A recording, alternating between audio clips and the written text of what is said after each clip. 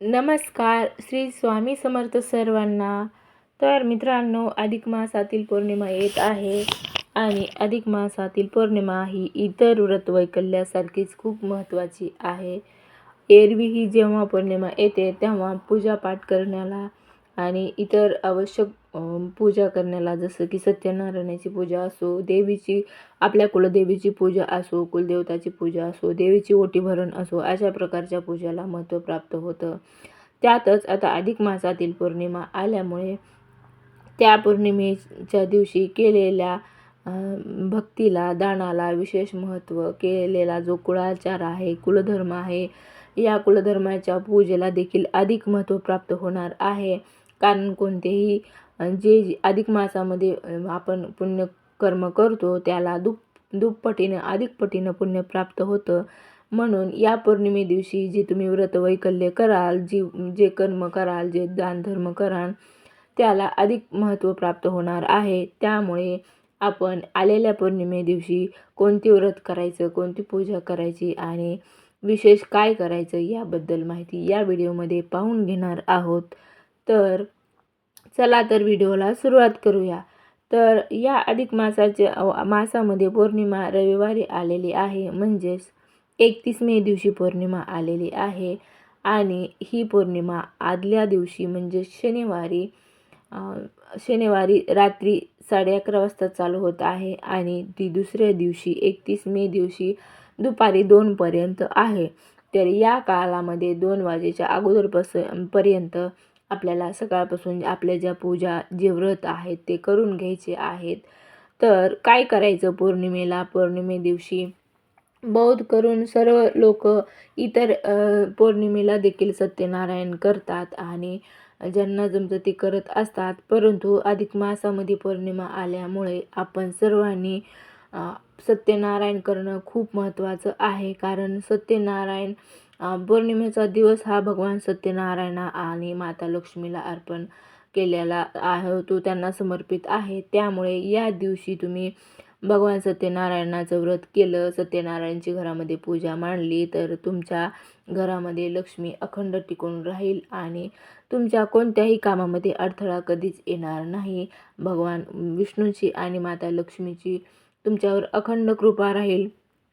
त्यामुळे या पौर्णिमेला आवर्जून सत्यनारायण घरामध्ये घाला. जास्त अवघड काही नाही. कारण तुमच्याकडं जर सत्यनारायणाची पोथी असेल तर तुम्ही त्या पोथीमध्ये पाहून तुमची जी पूजाविधी आहे ती करू शकता. अवघड काहीच नाही.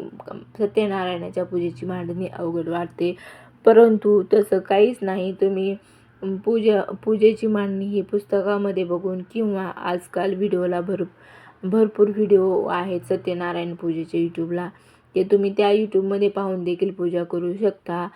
पूजा करताना तुम्हाला जी 3 सुपाऱ्या आहेत ती मांडायच्या आहेत. त्यामध्ये पहिली सुपारी असते श्री गणेशाची, दुसरी असते आपल्या कुलदेवताची आणि तिसरी असते वरुण देवताची. अशा प्रकारे 3 सुपाऱ्याची पूजा करून घ्यायची आहे आणि बालकृष्णाला आपल्याला ताम्हणामध्ये मांडायचे आहे आणि सत्यनारायणाचा एक फोटो असावा. आणि सगळ्यात महत्त्वाचा म्हणजे शिऱ्याचा नैवेद्य मानला जातो सत्यनारायण पूजेमध्ये. सत्यनारायण पूजा अतिशय महत्त्वाची आणि त्यात सत्यनारायणाचा प्रसाद हा देखील अतिशय महत्त्वाचा असतो. त्याच्यामुळे हा प्रसाद खायला नक्कीच विसरायचं नाही. आणि आपण जर घरच्या घरी सत्यनारायण करणार असोल तर आपण ह्या सत्यनारायणाचा प्रसाद आपल्या घरच्यांनीच खायचा आहे, इतर बाहेरच्यांना द्यायचा नाही. जर आपण मोठी पूजा करणार आहोत, वास्तुशांतीच्या गृहप्रवेशाच्या दिवशी जी सत्यनारायण करतो तो इतरांना दिला तरी चालतो, परंतु जी आपण घरच्या घरी घरगुती सत्यनारायण करतो त्याचा प्रसाद आपल्या घरच्यांनीच खायचा असं सांगितलेलं जातं. याच्यामुळे तुम्हाला जशी जमेल तशी तुम्ही पूजा करू शकता. आणि पौर्णिमेला अतिशय महत्त्व आहे. पौर्णिमेच्या दिवशी आपण चंद्राची पूजा करण्याला देखील अतिशय महत्त्व आहे. तर चंद्राची पूजा कशी करायची? तर संध्याकाळी जेव्हा चंद्र उगवेल तेव्हा चंद्रदर्शन झाल्यानंतर आपल्याला एका तांब्यामध्ये पाणी घ्यायचं आहे. त्याच्यामध्ये हळदी, कुंकू आणि अक्षदा टाकायच्या आहेत आणि हे पाणी चंद्राला अर्घ्य द्यायचे आहे. चंद्राला अर्घ्य देऊन आपल्याला धूपदीपाने चंद्राची पूजा करायची आहे. त्यामुळे आपलं चंद्रबळ भक्कम होऊन आपल्या जीवनामध्ये माया, प्रेम, वात्सल्याची वाढ होईल व आपले संबंध सुधारण्यास मदत होते. त्यामुळे चंद्रपूजेला देखील या महिन्यात या दिवशी पौर्णिमेच्या दिवशी अतिशय महत्त्व आहे. त्याचबरोबर इतर कुठली पूजा करायची आहे, कुठलं दान करायचं आहे, तर अवश्य तुळशीची पूजा देखील करा आणि संध्याकाळी आपल्या दारामध्ये एक चंद्राला समर्पित असा दिवा लावा आणि तुळशीला एक दिवा लावा. त्यामुळे आपल्या घरामध्ये लक्ष्मी माता येईल आणि प्रसन्न होईल आणि त्याचबरोबर आपल्याला भरभरून आपल्या इच्छा आकांक्षा पूर्ण करेल. त्याच्यामुळे हा दिवा लावायचा आहे नक्की. हा दिवा लावणे म्हणजेच आपण चंद्राला दीपदान देणे आणि तुळशी मातेला देखील दीपदान देणे हे असं मानलं जातं. त्याच्यामुळं अवश्य हा दिवा आपल्याला दारात लावायचा आहे आणि एक चंद्रासाठी असे 2 दिवे लावायचे आहेत संध्याकाळी चंद्र आल्यानंतर. त्याच्यानंतर आपल्याला इतर काय करायचं आहे, तर आपण जसं जमेल तसं कुलदेवतेची पूजा करायची आहे. आपली जी कुलदैवत असेल ते कुलदैवत माहिती करून घेऊन त्या दिवशी रविवारी कुलदेवताचा वार आहे, त्याच्यामुळे कुलदेवताची जे महात्म्य असेल, कुलदेवतेचा जो कुळ आचार असेल, कुलदेवीची आपल्या ओटी भरण असेल, घरच्या घरी घरच्या मंदिरातील देवीची ओटी भरण असेल, ते आपल्याला या दिवशी करायचं आहे. आपल्याकडं जर दुर्गा सप्तशती असेल तर आपण ती दुर्गा सप्तशती वाचली तर पौर्णिमे दिवशी याचंही खूप अधिक पटीने फळ मिळणार आहे. त्यात सर्व योग एकत्रित आल्यामुळे कुलदेवतेचा वार, त्यात कुलदेवीची पूजा, अधिक मास आणि ही पौर्णिमा याचा संयोग झाल्यामुळे आपण ज्या देखील पूजा करतो, ज्या देवताच्या करतो, त्या आपल्या देवतापर्यंत पोहोचणार आहेत. त्याच्यामुळे आपण ह्या आवर्जून पूजा करायच्या आहेत आणि कुलदैवत आपलं प्रसन्न असेल तर आपल्याला कधीच कशाचीही कमी पडत नाही. सगळ्यात महत्त्वाचं आपल्या कुळाचं, आपल्या परिवाराचं रक्षण करणारं दैवत म्हणजे आपलं कुलदैवत असतं आणि प्रथम आपण कुलदैवतालाच खुश केलं तर आपल्याला इतर देवताही आपल्यावर खुश होतात. त्यामुळं आपल्याला कुलदेवीची देखील पूजा या दिवशी करायची आहे. कुलदेवीची ओटी भरून यथासांग जे काय आपल्याला आपल्याकडं जे पुराण पोथी असेल ते आपल्याला कुलदेवीची वाचायची आहे आणि कुलदेवीचे संस्कार करायचे आहेत. त्या अगर जवळ असेल तर आपण आपल्या कुलदेवताला जाऊन सुद्धा येऊ शकतो या दिवशी.